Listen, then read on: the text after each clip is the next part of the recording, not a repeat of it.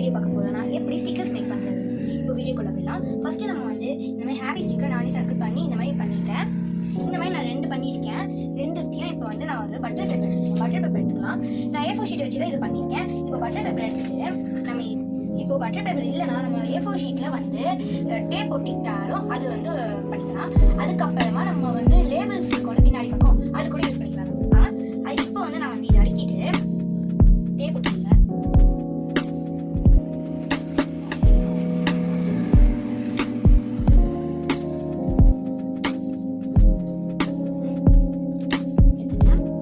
இப்போ கரெக்டாக மேலே வச்சுக்கலாம்.